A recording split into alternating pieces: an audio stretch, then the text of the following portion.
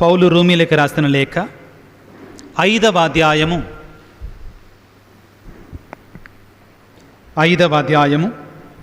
1 నుండి 5 వరకు పవిత్ర వచనములు. కనుక నేను చదువుతానమ్మా. పౌలు రోమీలకు రాసిన లేఖ 5వ అధ్యాయము 1 నుండి 5 వరకు పవిత్ర వచనములు.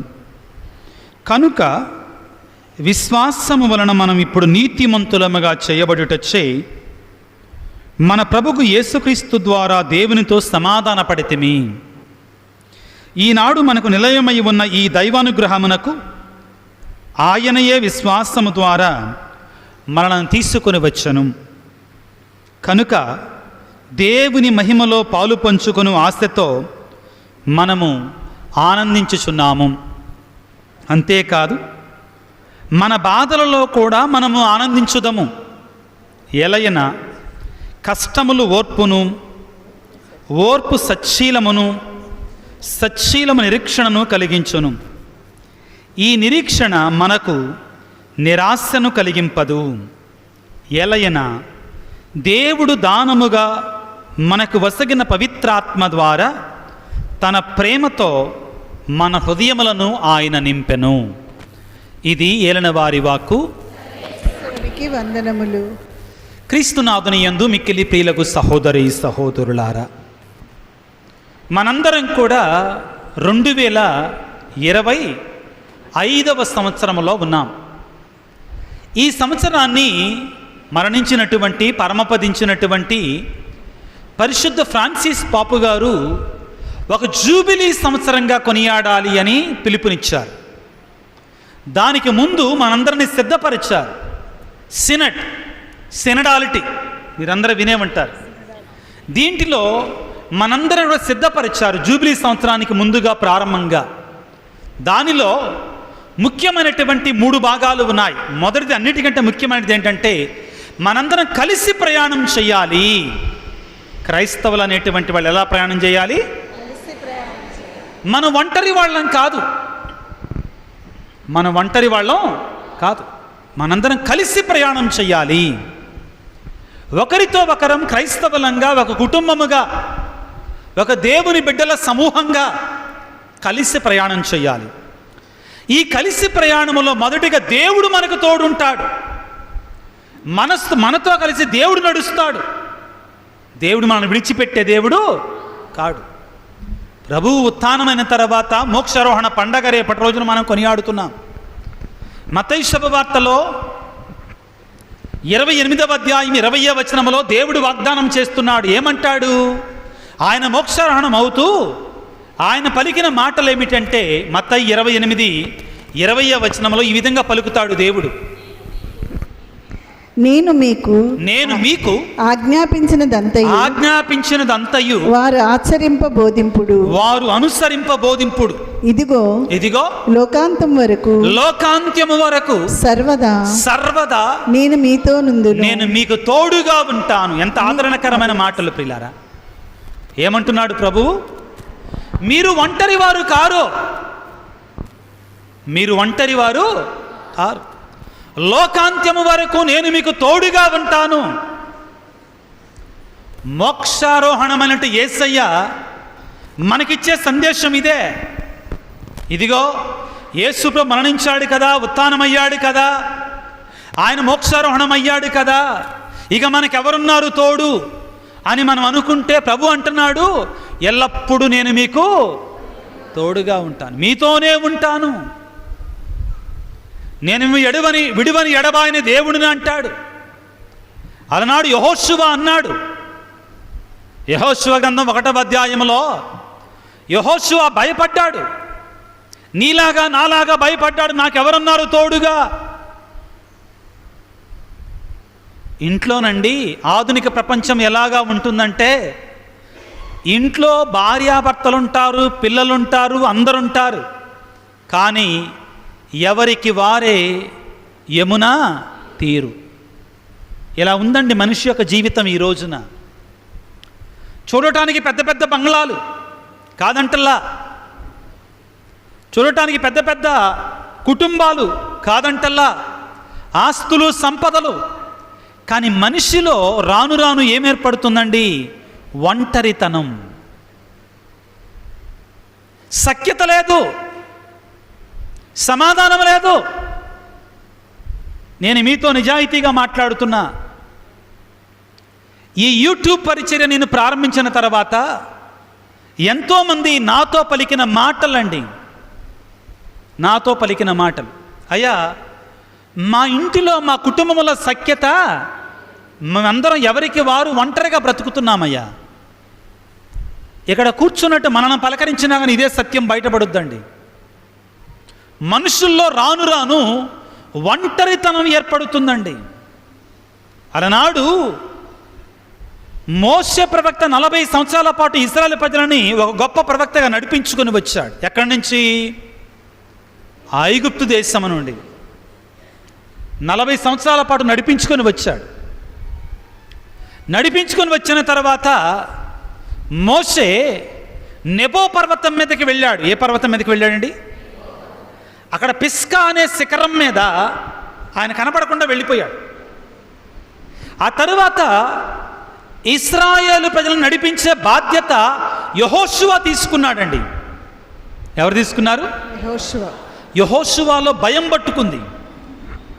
యెహోషువలో ఏం పట్టుకుందండి? నాకు తోడుగా ఎవరుంటారు? అవ్వ నా వల్ల కాదు. అసలే ఇశ్రాయేలు ప్రజలు ఎలాంటి వాళ్ళు వారు అమ్మా? ఎలాంటి వాళ్ళు? వాళ్ళకి పెట్టిన పేరేంటి? తలబిరుసు జనం. ఏ జనం అండి? తలబిరుసు జనం. ఈ పదం అర్థమవుతుందా మీకు?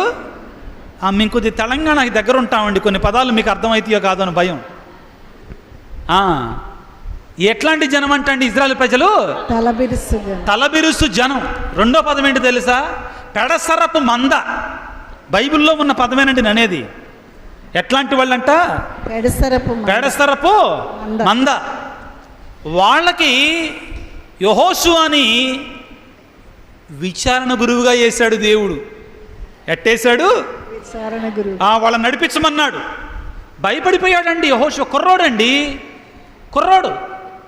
అమ్మో, వీళ్ళు మోషే మాట వినలేదు, నా మాట యాడంటారు. మోషే అంతటి వాటి మాటే వినలేదు, నా మాట యాడంటారు అని భయపడిపోయాడు. ఏమయ్యాడు? భయపడిపోయాడు. ఆ సమయంలో దేవునికి మొరపెట్టినప్పుడు, ఒంటరితనముతో దేవునికి మొరపెట్టినప్పుడు దేవుడిచ్చినట్టు వాగ్దానకరమైన మాటలు పిల్లరా. యెహోషువ గ్రంథము 1వ అధ్యాయము 4-5 వచనాలు చదువుకుందాం పిల్లకు దేవుని బిడ్డలారా. మహారణ్యము లెబనోను మొదలుకొని యూఫ్రటీస్ నది వరకు, మహానది వరకును, పశ్చిమమున హిత్తీల దేశం మీదుగా సముద్రం వరకును విస్తరించిన భూమి అంతయు మీకే చెందును.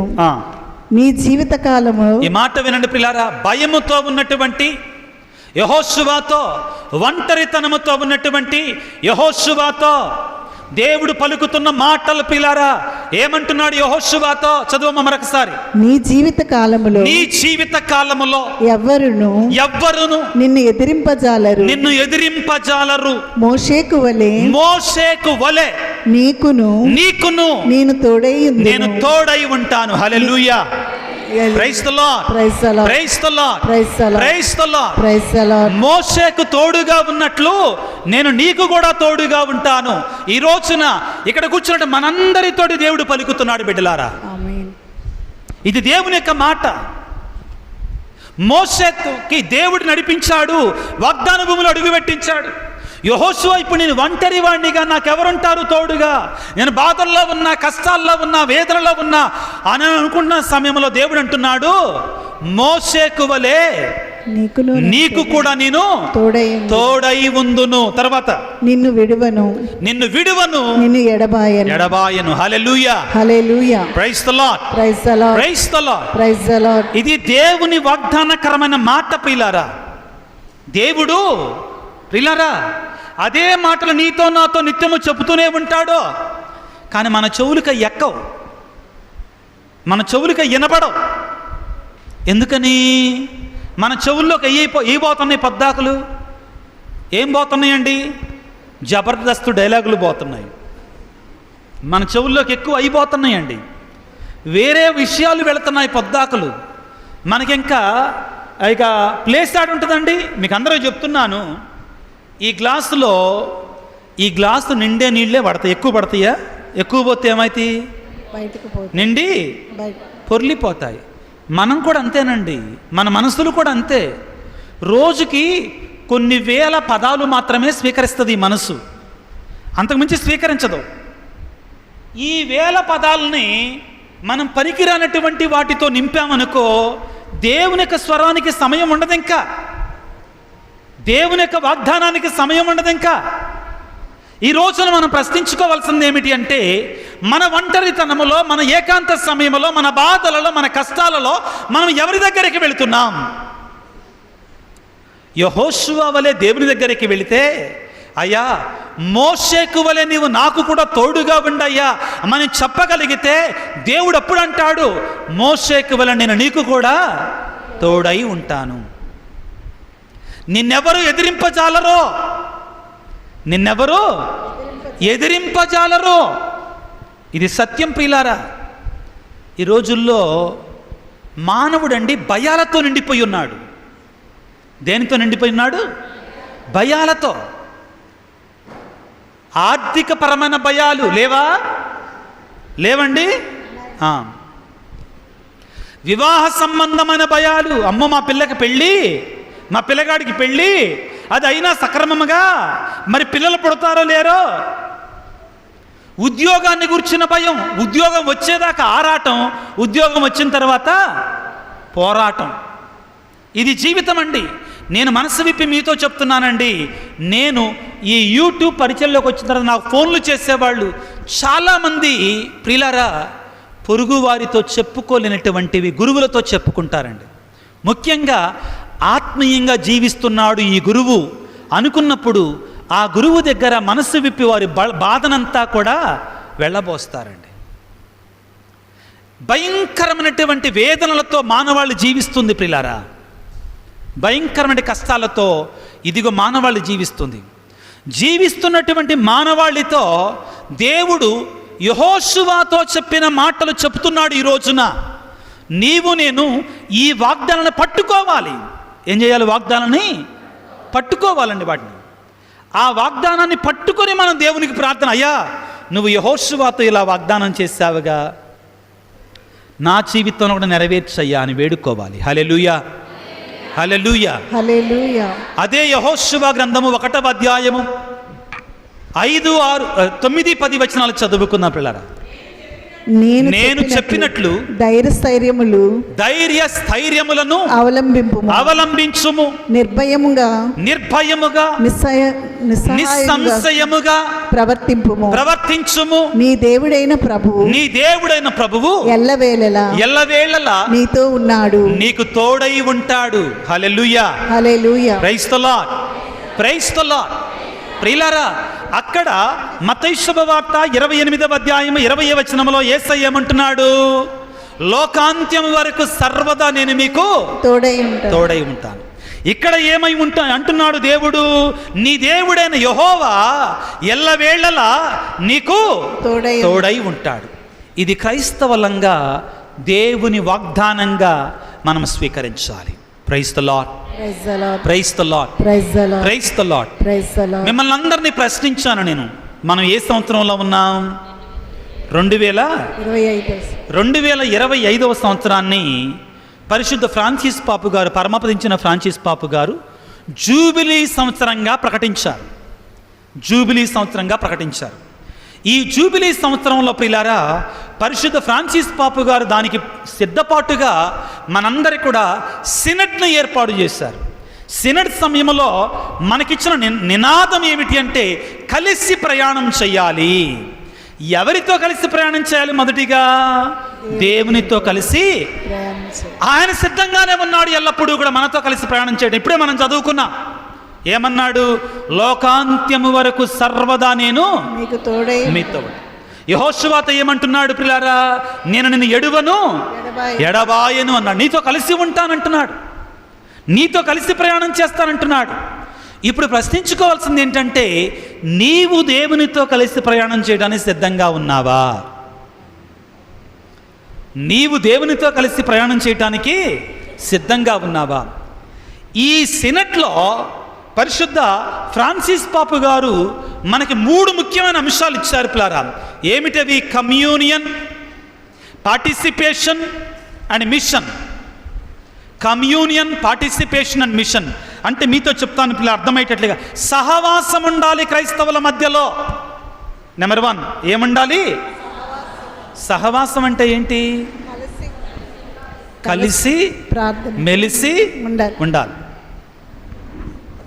ఆదిమ క్రైస్తవ సంఘాలలో ఈ సహవాసం ఉండేదండి. ఈ సహవాసం ఉండేది.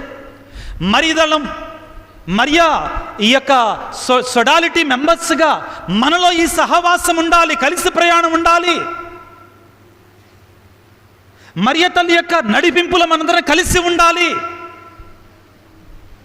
రెండవది పిల్లారా, అందులో పార్టిసిపేషన్ ఉండాలి. పార్టిసిపేషన్ అంటే ఏంటి? భాగస్వామ్యం. మీరు చేసుకోండి, మేము హాయిగా కూర్చుంటాం కదా, అందరూ భాగస్వామ్యం. అందరూ కూడా అందులో తలా ఒక గుప్పెడు వెయ్యాలి. ఇక్కడ పాపుగారు అనేది ఏంటంటే, గురువులు మఠవాసులు మాత్రమే కాదు శ్రీ సభలో మీరందరూ కూడా ముఖ్యమైనటువంటి వారే. చాలా సంతోషం వేసింది ఇక్కడ రాగానే. సొడాలిటీలో ఇంతమంది మెంబర్స్ ఉన్నారనగానే చప్పట్లు కొట్టుకుందాం మనం. మరియ తల్లి సొడాలిటీలో ఇంతమంది మెంబర్స్ ఉన్నారు అని తెలుసుకుని నేను చాలా సంతోషపడ్డాను. ఆ తరువాత నాతో మరి గుడ్ మార్నింగ్ హోలీ స్పిరిట్ అనేటువంటి ఒక టీం, వాళ్ళంతటా వాళ్ళే మా విజయవాడ కూడా వచ్చారు. అక్కడి దాకా వచ్చి వారు దేవుని యొక్క సేవ చేస్తున్నారు. వారికి చప్పట్లు కొడదామా సంతోషంగా? దేవుడు వారిని దీవించాలి. ఇంకా నేను చాలా ఫోటోలు చూసా కానీ గుడ్ మార్నింగ్ హోలీ స్పిరిట్ అది ఎక్కడి నుంచో నాకు తెలియదు. ఇక్కడ రాగానే నాకు తెలిసిందండి. ప్రియులారా, భాగస్వామ్యము అంటే ఏంటంటే ఇదే. గురువులు మఠవాసులు మాత్రం ఫ్రాన్సిస్ పాపు గారు చెప్పిందని మీకు చెప్తున్నానండి. మనందరం కూడా స్త్రీ సభలో నాయకులం కావాలి. మనందరం క్రీస్తు ప్రభు యొక్క ప్రేమను పంచాలి. ఎస్, నేను ఇది సాక్ష్యం అండి. జర్మనీ దేశంలో ఉన్నప్పుడు 2012వ సంవత్సరం నుంచి 2016వ సంవత్సరం వరకు జర్మనీ దేశంలో పనిచేశాను. అదేవిధంగా పాస్టరల్ సైకాలజీలో డాక్టరేట్ చదవటానికి వెళ్ళాను. వెళ్ళిన తర్వాత అంతా బాగా జరుగుతున్న సమయంలో సడన్గా నాకు లంగ్స్కి నీరు పట్టింది. దేవుని యొక్క ప్రణాళిక ప్రకారం ఆ దేవుని చిత్తమని నేను అనుకుంటున్నాను. చాలా సిక్ అయిపోయాను, బాగా అనారోగ్యం పాలైపోయాను. నాకైతే నేను బ్రతకనేమో అని భయం పట్టుకుంది. గురువులమైనా కానీ మేము మనుషులమేగా, ఆకాశం నుంచి ఊడిపడలేదుగా. నేను బ్రతకనేమో అని భయం పట్టుకుంది. ఆపరేషన్ చేశారు, ఇదంతా కోసేశారమ్మా. కనబడటానికి బాగా దిట్టగా ఉన్నా కానీ ఏమి లేదు, అంతా డోలే లోపల శారీరకంగా. చనిపోతానేమో అని భయపడ్డా. దేవుడు ఒక మాట ఇచ్చుకున్నా, దేవా నువ్వు నన్ను బతికిస్తే నా జీవితం అంతా ఇంకా దీనికే నా జీవితం అంకితం అనుకున్నా.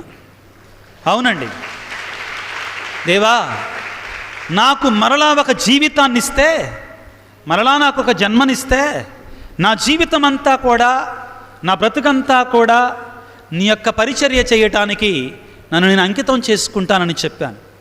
కొన్నిసార్లు మీకు తెలియదు ప్రియులారా, అర్ధరాత్రి వేరే చోట వాక్యం చెప్పిన తర్వాత ఇంటికి వచ్చేసరికి వీడియో ఉండదు ఇంకా. మళ్ళా మరి తెల్లారి పొద్దున అందరూ వెయిట్ చేస్తారు కదా, అప్పుడు కూర్చొని వీడియో చేయాలి. కొన్నిసార్లు సమయం ఉండదు. స్నేహితులతో కలిసి కాఫీ తాగటానికి వెళ్ళటానికి కూడా సమయం ఉండదు. కొన్నిసార్లు దేవుడు మన మీద పరిచర్య భారాన్ని మన మీద పెడితే అంత బలంగా వాడుకుంటాడు దేవుడు మనల్ని. Hallelujah, praise the lord, praise the lord, praise the lord. దేవునికి నీవు కూడా అంకితమై చూడు. ఒకసారి దేవుని యొక్క పరిచర్యకి నీవు కూడా అంకితమై చూడు. మనకిష్టం ఉండదు, ఎందుకంటే ఆయన పట్టుకుంటే జుట్టు ఊడిపోయేదాకా పట్టుకుంటాడు మనల్ని. ఆయన పట్టుకుంటే మనల్ని ఎప్పుడు దాకా పట్టుకుంటాడు అంటే అర్థం ఏంటంటే వదలడు. ఆయన వదిలిపెట్టాడా యోనాని? యోనా ప్రవక్తను వదిలిపెట్టాడా? నాకొద్దయ్యా, నాకెందుకు వచ్చిన గొడవ, నేను ఇటుబడిపోతాను, తార్షీస్కి వెళ్ళిపోతాను అన్నాడు. విడిచిపెట్టాడా? తీసుకెళ్ళి చేప నోట్లో వేశాడు. మళ్ళీ ఆ చేప తీసుకొచ్చి ఎక్కడికి ఎక్కిందండి? మళ్ళీ నినివే పట్టణం దగ్గరే ఎక్కిందండి. లాక్కొచ్చి అక్కడ పడేస్తాడు. అలాగుంటుంది దేవుని యొక్క పరిచర్య ప్రియులారా. సెనడాలిటీలో పరిశుద్ధ ఫ్రాన్సిస్ పాపు గారు చెప్పింది ఏంటంటే, ప్రతి క్రైస్తవుడు కూడా ఒక సువార్తికుడుగా మారాలి. హల్లెలూయా, హల్లెలూయా, హల్లెలూయా. ఒక్క ప్రియులారా గురువులు, మఠవాసులు, ఒక Holy Spirit members, good morning Holy Spirit members మాత్రమే కాదు, ఇంత చరిత్ర ఉన్నటువంటి జ్ఞానాపురం విచారణ క్రైస్తవులు ఇంకా ఎంతో ఇవ్వాలి శ్రీ సభకే.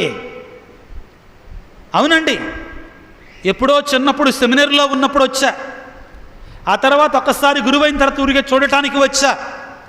చాలా విశ్వాసం కలిగినటువంటి విచారణ, జ్ఞానాపురం విచారణ.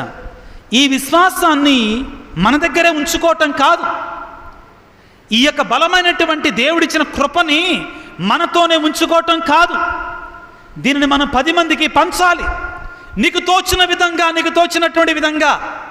కాబట్టి పరిశుద్ధ ఫ్రాన్సిస్ పాపు గారు మనకు ఇచ్చినట్టు 3 సిద్ధాంతాలలో మొదటిది ఏమిటంటే కమ్యూనియన్, సహవాసము.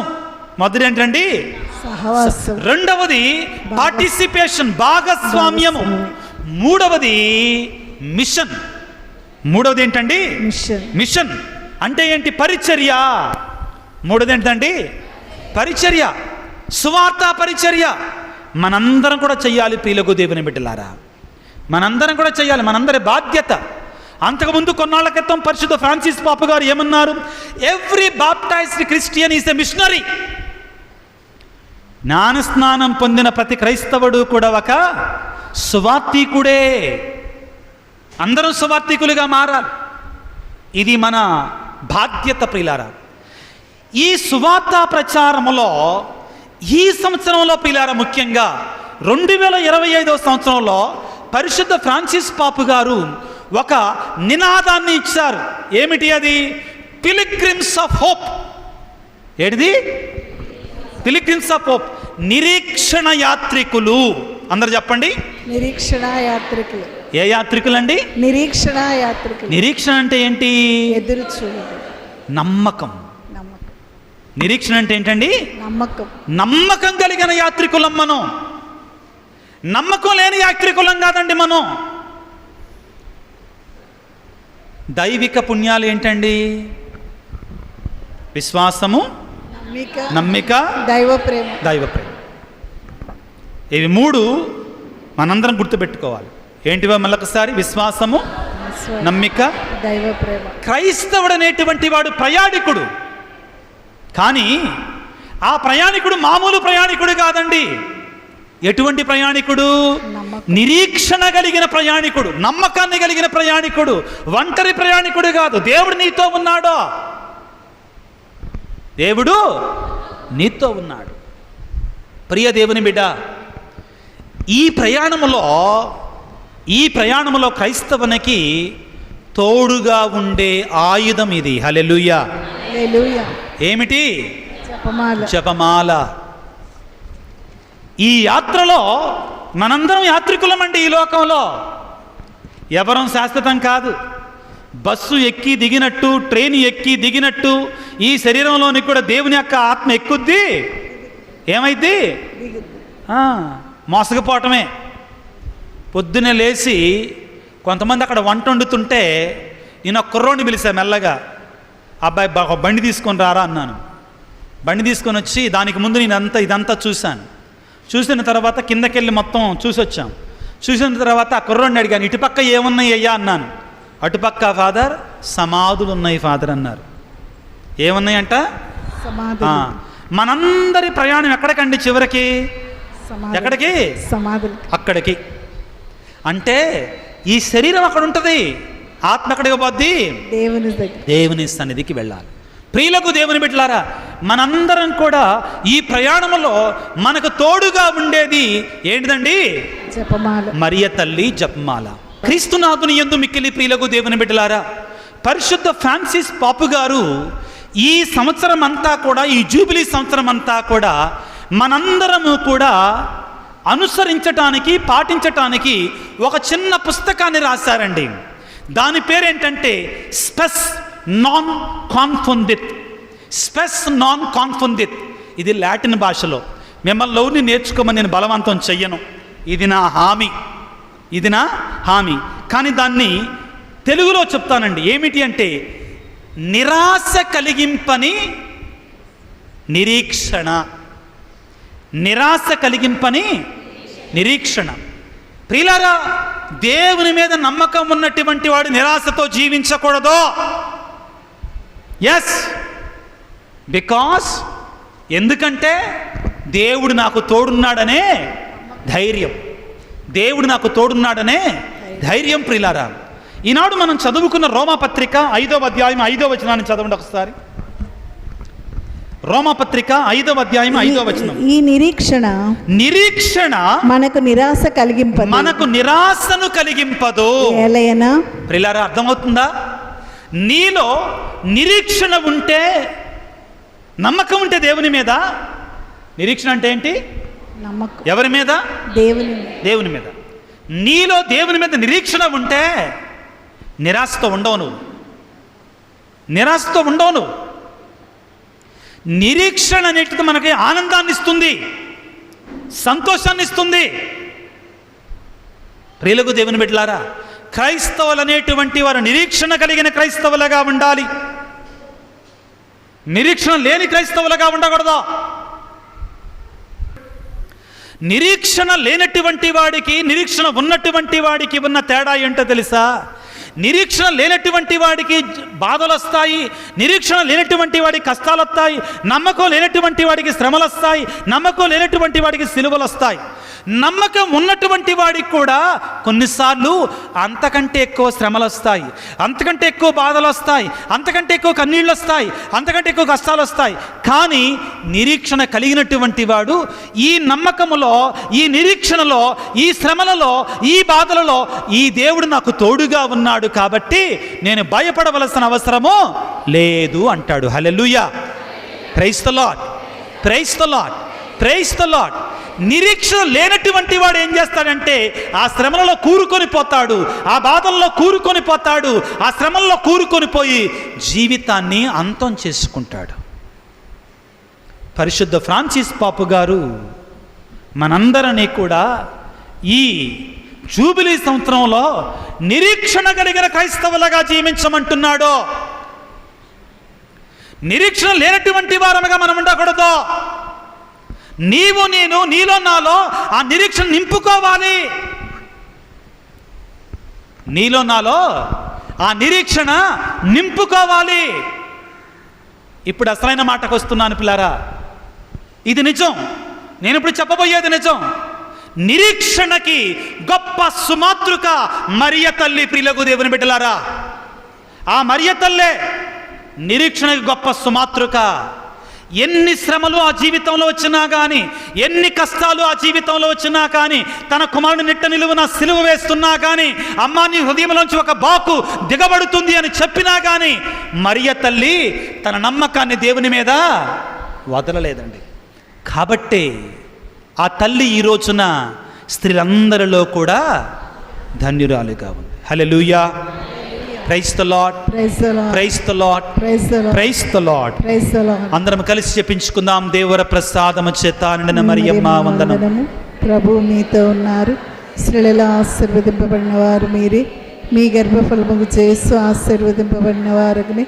పరిశుద్ధ మరియమ్మ సర్వేశ్వరుని యొక్క మాత, పాపాత్ములైన మా కొరకు ఇప్పుడు మా మరణ సమయమందును ప్రార్థించండి. ఆమేన్. పరిశుద్ధ దేవమాత మా కొరకు వేడుకొనండి. పరిశుద్ధ దేవమాత మా కొరకు వేడుకొనండి. పరిశుద్ధ దేవమాత మా కొరకు వేడుకొనండి. క్రీస్తునాథుని యందు మిక్కిలి ప్రియులకు సహోదరి సహోదరులారా, మరియ తల్లిని మన నిరీక్షణకి ఆదర్శంగా స్వీకరించుదాం.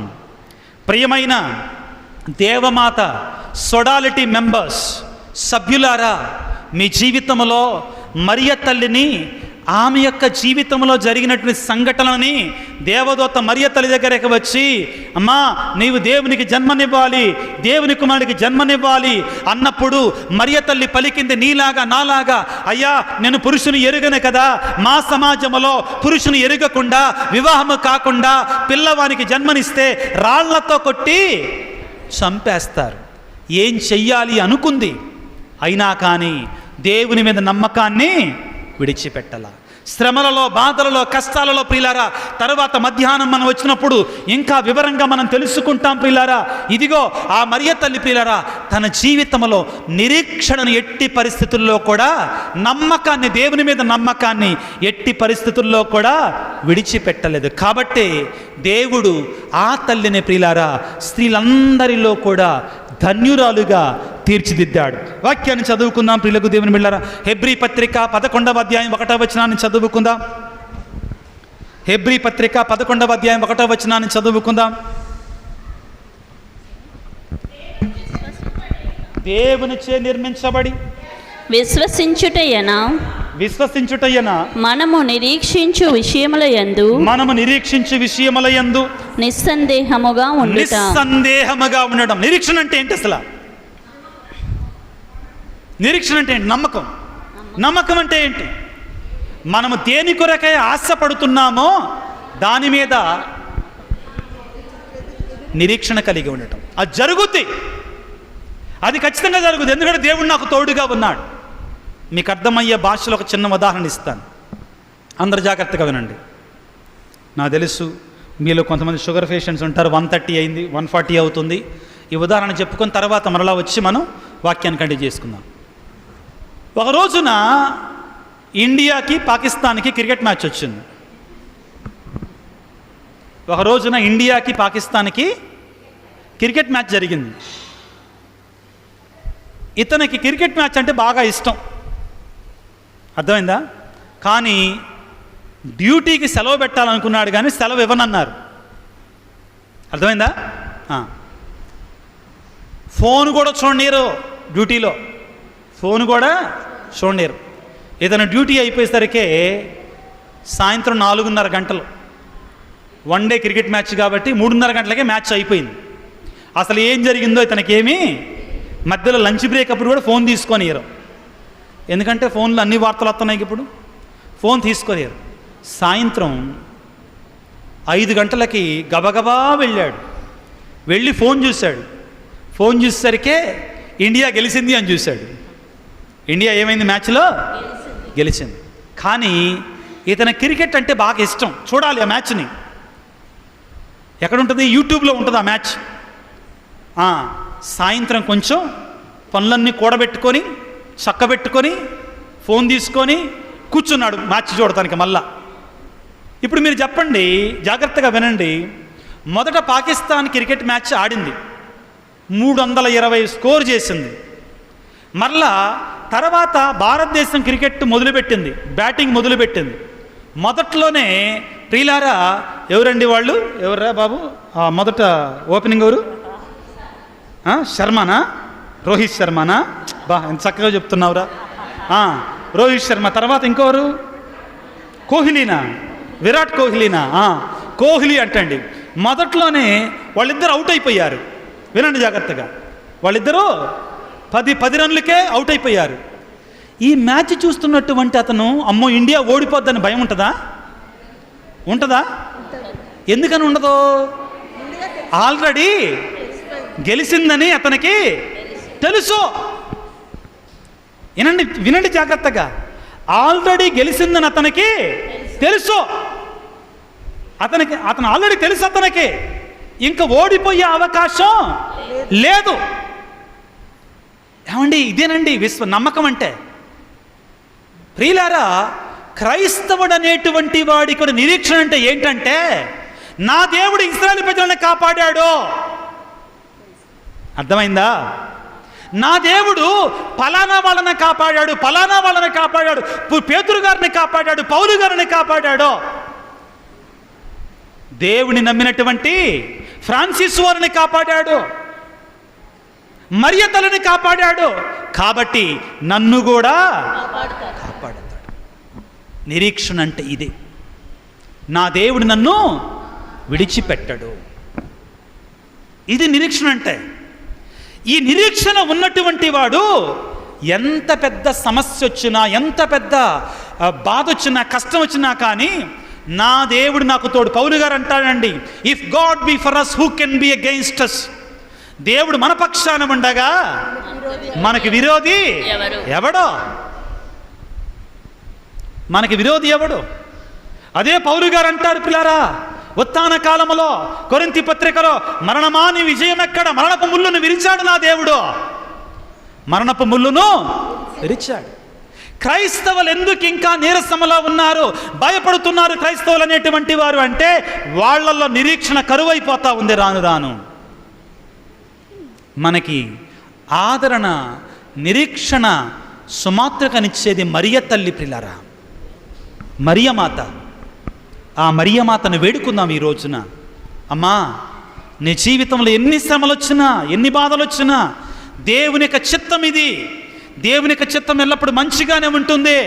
ఇది నెరవేర్చినప్పుడు దేవుడు నా జీవితంలో కష్టాన్ని, బాధను తీసివేస్తాడు. ప్రియమైన దేవుని బిడ్డ, ముగింపుగా నీ జీవితంలో ఇక్కడ నువ్వు కూర్చొని ఉండగా ఎటువంటి శ్రమ ఉన్నా, ఎటువంటి బాధ ఉన్నా కానీ పేతురు గారు మొదటి లేఖలో 5వ అధ్యాయంలో పలికినట్లుగా నీ బాధను, నీ కష్టాన్ని, నీ శ్రమను ఆయనపై మోపము. ఆయన నిన్ను లేవనెత్తుతాడు. ఆయన నిన్ను లేవనెత్తుతాడు. పేతురు రాసినటువంటి మొదటి లేఖ 5వ అధ్యాయం తీసుకుందాం. పేతురు గారు రాసినటువంటి మొదటి లేఖ 5వ అధ్యాయములో 7వ వచనం గొప్ప మాటని ప్రియులారా పేతురు గారు మనందరి కోసం చెప్తున్నారు. పిల్లలు జాగ్రత్తగా వాక్యాన్ని చదువుకోవడానికి ప్రయత్నం చేద్దాం. పిల్లలు పేతురు రాసినట్టు మొదటి లేఖ 5వ అధ్యాయము 6-7 వచనాలు చదువుకున్నాం. పిల్లారా, శక్తివంతమగు దేవుని హస్తమునకు వినమ్రులు కండు యుక్త సమయమున ఆయన మిమ్ము ఉద్ధరించును. ఆయన మిమ్మును గూర్చి శ్రద్ధ వహించును. కనుక మీ విచారములను ఆయనపై మోపండి. అందరూ మోకరించండి పిల్లారా. మీ విచారములను ఎవరి మీద మోపాలి? దేవునిపై మోపండి. దయచేసి అందరూ మోకరించుదాం. దయచేసి 1 నిమిషం పాటు మోకరించి చేతులు జోడించి, నీ మనస్సులో, నీ కుటుంబములో, నీ బంధువుల మధ్యలో ఏదైనా కానీ బాధ ఉందా, ఏదైనా వేదన ఉందా, ఏదైనా కష్టం ఉందా, నిరీక్షణతో ప్రార్థన చేయి బిడ్డ. నిరీక్షణ కలిగి ప్రార్థన చేయండి పిల్లారా. దేవునికి సమర్పించుకో.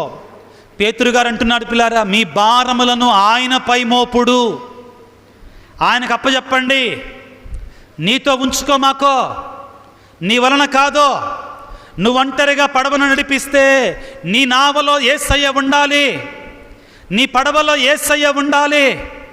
అప్పుడే నీవు నిలబడతావు. మరియ తల్లిని ఆదర్శంగా తీసుకో. దేవుని మీద నమ్మకాన్ని కలిగి ఉంది ఆ తల్లి. దేవునికి సమర్పించుకుంది సమస్తాన్ని కూడా ఆ తల్లి.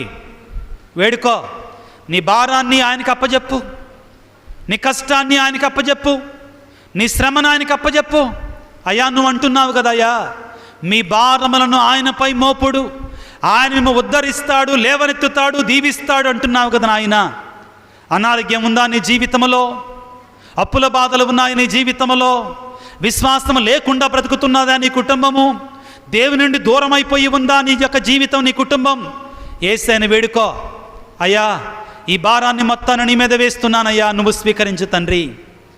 నాయనా, నువ్వు సమస్తాన్ని సాధ్యం చేయగలిగినటువంటి వాడవు నాయన.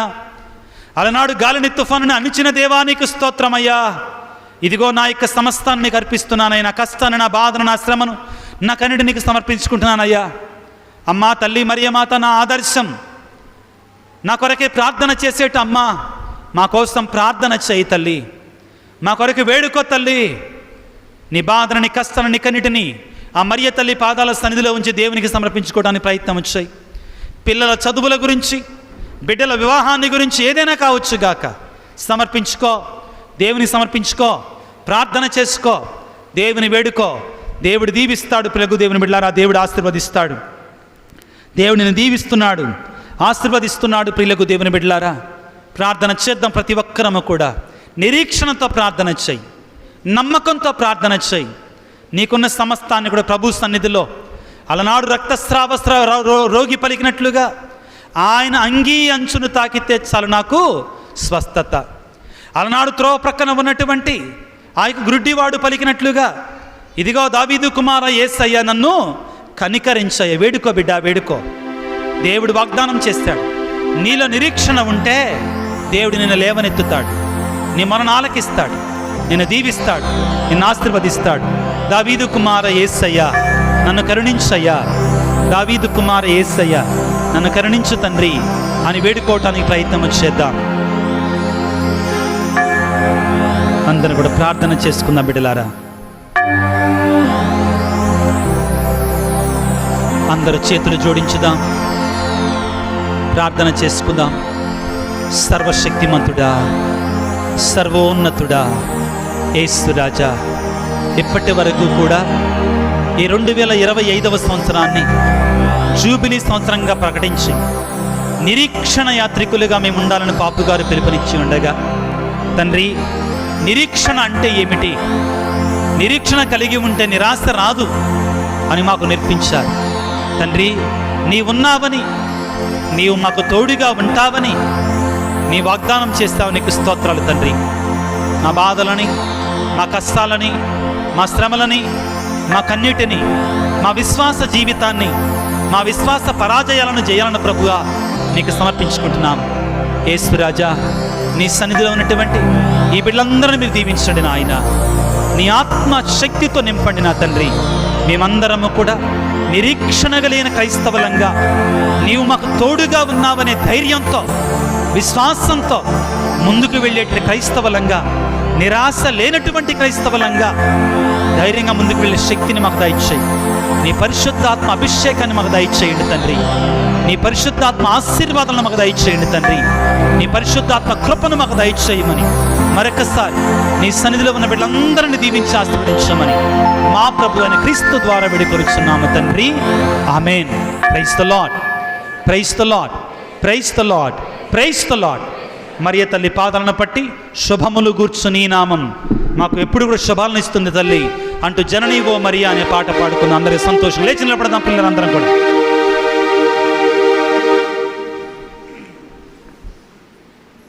అందరం సంతోషంగా చప్పట్లు కొట్టుకుంటూ ఈ పాట పాడుకుందాం.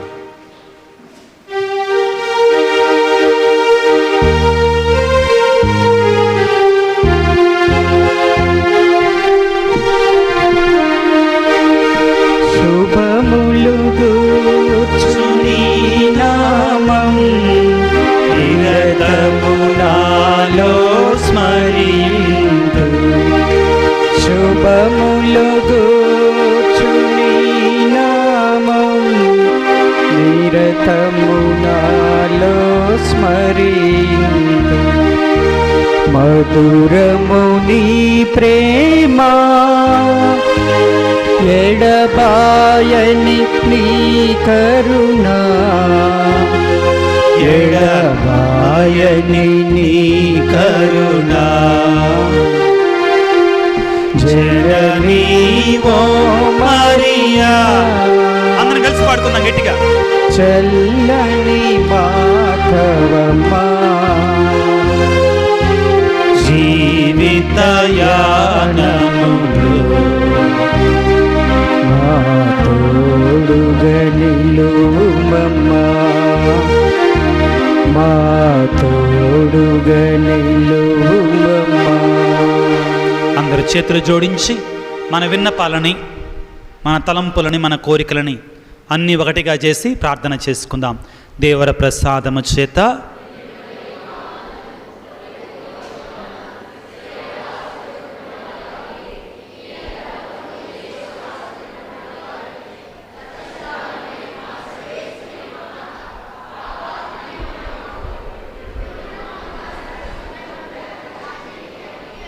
పరిశుద్ధ మరియమ్మ గారా